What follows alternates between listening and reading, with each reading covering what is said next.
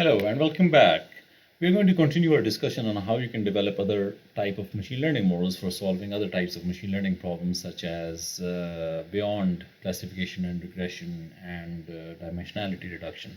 And what we're going to do is to switch over to coding these type of models. Remember, the important conceptual note is that all we need to do to solve a machine learning problem is to define a loss function, add a regularizer, and the rest can be automated. So we're going to talk about a library that I really like. It's called Pytorch. And what it allows you to do essentially is that it allows us to solve any optimization problem if you can define a loss function for it. Okay, and we're going to take a look at this code and we're going to see how Pytorch allows us to solve different types of learning problems. Okay, so this is a code that that was in the link on that slide, and this is simply the plotting code, so we don't need to pay too much attention to this one. You've already used this probably. This is the bit that is in which we use Pytorch. Okay, and what's going on over here is that we have a simple data set. Let's say we have some examples. We know what their targets are.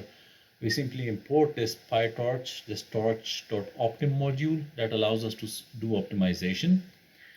And it also runs on the GPU, so you don't need to worry about low-level execution on the GPU. You can write your code in Python and it's going to execute it on the GPU if you want it to.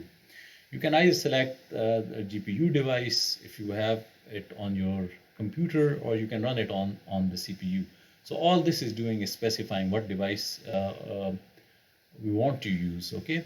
And then we need to port our data, which is in NumPy. So these examples are in NumPy. There are 4 examples. The first example is -1, 0. The second example is 0, 1. The third example is 4, 4, and the fourth example is 2, 3.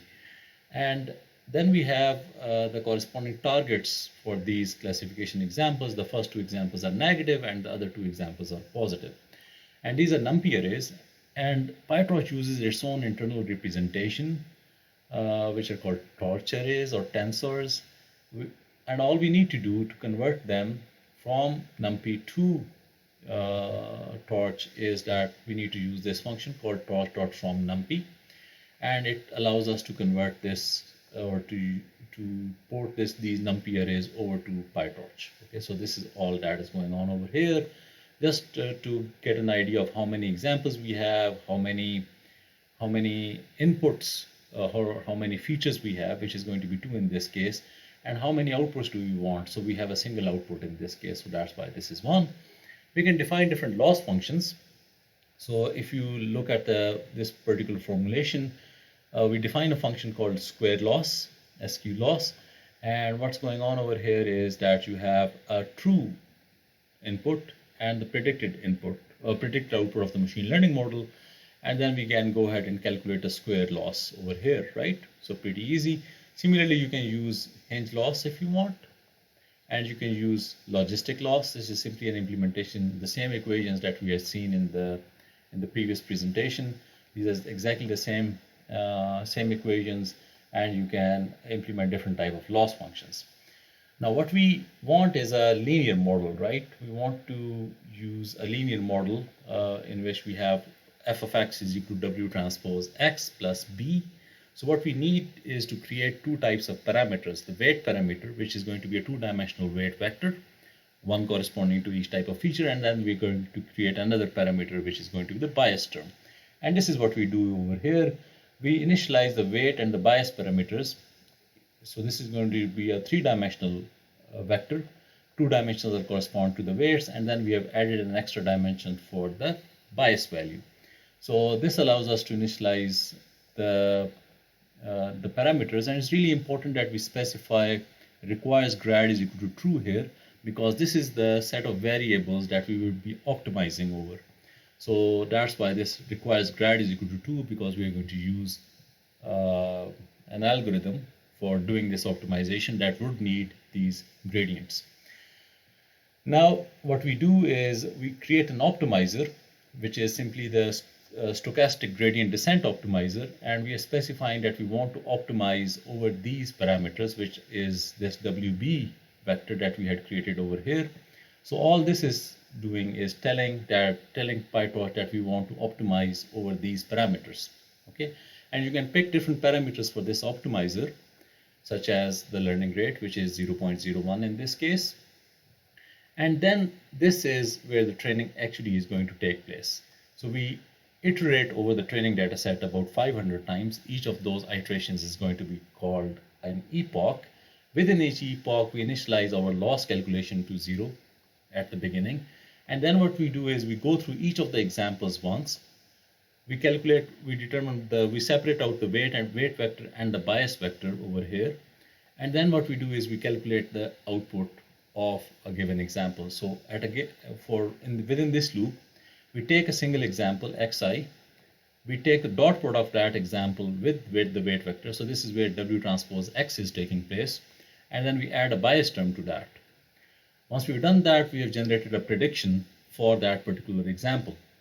The next step is simply to apply the loss function that we want. We can use the Hinge loss function. We pass it the target output and the predicted output.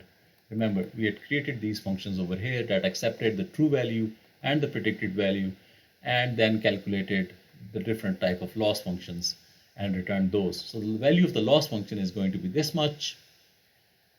And then we can also add a regularization term. In this case, we've added the square norm, or L2 norm, so W transpose W in this case, and we have multiplied that by 0.5. So in this case, we will use the value of lambda equal to 0.5. So this is our overall objective function. And then what we do is we calculate the overall loss. We add this value, this loss value, to the overall loss. Okay, just to keep track of how our optimization proceeds through the different epochs. Okay. Now the good thing about this is all we've done is we've put the optimization problem in, right? Now we can either solve this optimization problem using gradient descent, and that we already have done, right? In the beginning, we used gradient descent ourselves. We calculated the gradients of this loss function with respect to the weight and the bias values, and used that to update our weights and so on. But the good thing about Pytorch is you don't need to even take the derivatives. It's going to do that for you. So at a conceptual level, these libraries, such as Pytorch and TensorFlow, these are automatic differentiation libraries. And what you can do with these is you can give them a function, and they can calculate these derivatives for you without you having to worry about all the mathematics in there. Okay. So once you have formulated this objective function, this simple command, object.obj, which is our objective function, dot backward, what it does is that it computes the derivatives of our objective function with respect to the weight values and the bias values. And it automatically does an optimization step using gradient descent on it without us having to do it explicitly. Okay. And then we need to zero the gradients in preparation for the next cycle. Okay. So if you don't want to accumulate gradients across different runs, you would need to do this zero grad thing over here, but that's essentially it. And then what we do is that we append the loss value at each epoch to our list so that we can plot it.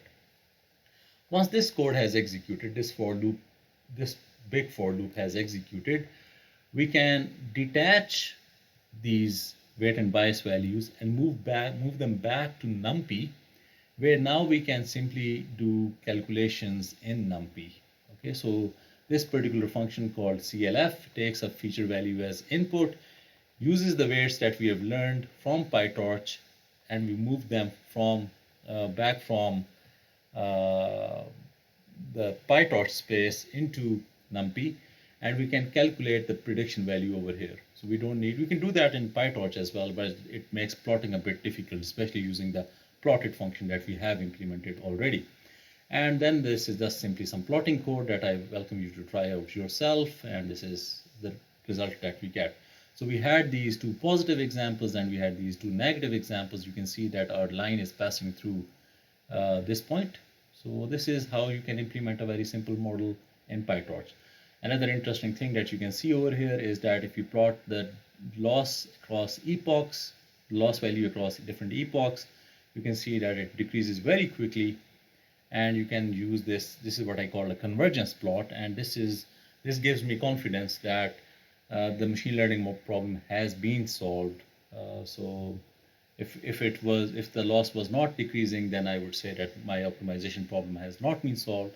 And if you remember our discussion earlier, optimization is a necessary requirement for learning to take place. So this is all you need to do. For solving a different type of optimization problem, all you need to do is to change these different type of loss functions.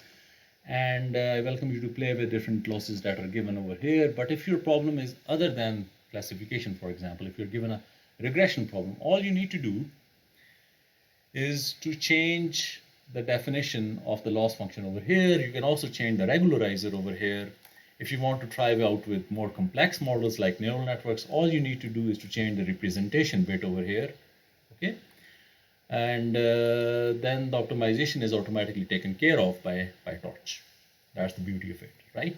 TensorFlow is pretty much the same way. The good thing about Pytorch is that it allows you to debug very easily, and it's pretty easy to use in comparison to other tools. Okay, so I welcome you to try it out on your own and try to see the impact of regularization, the type of loss function, on what you see in these plots over here. Thank you.